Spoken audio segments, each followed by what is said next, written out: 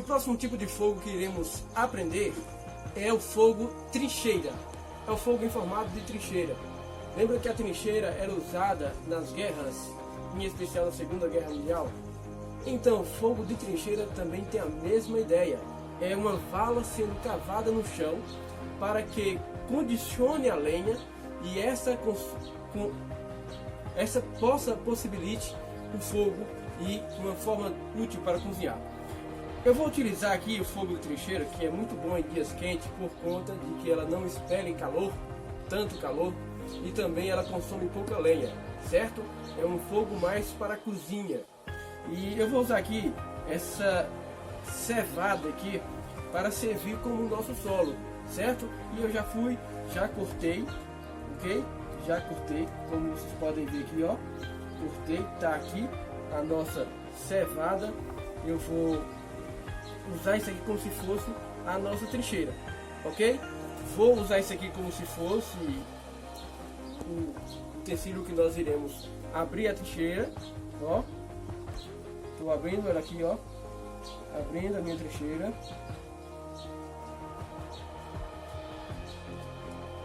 Bem didático para você perceber a trincheira sendo aberta, ok? Pronto. Nossa trincheira está formada. Vai escolher um pouco de folha de cevada.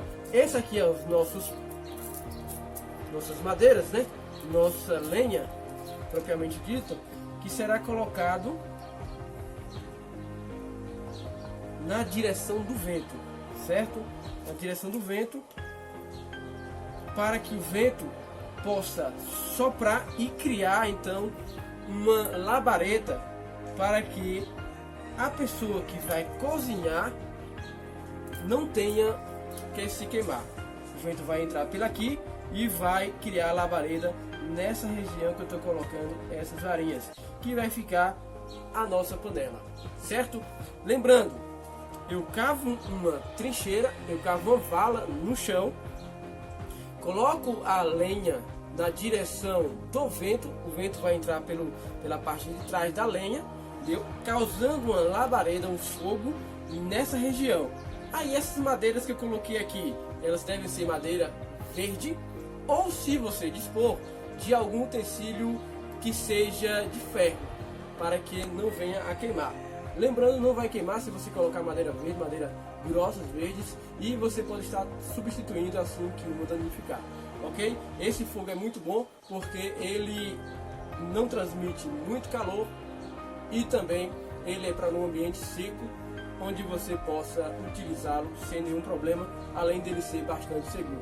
Finalizando, gente, eu posso pegar, assim que finalizar a minha fogueira, é bom falar disso, eu posso colocar as brasas que está aqui e aterrá-las, já que elas estarão parcialmente apagadas, para não deixar no relento e assim causar um incidente, certo?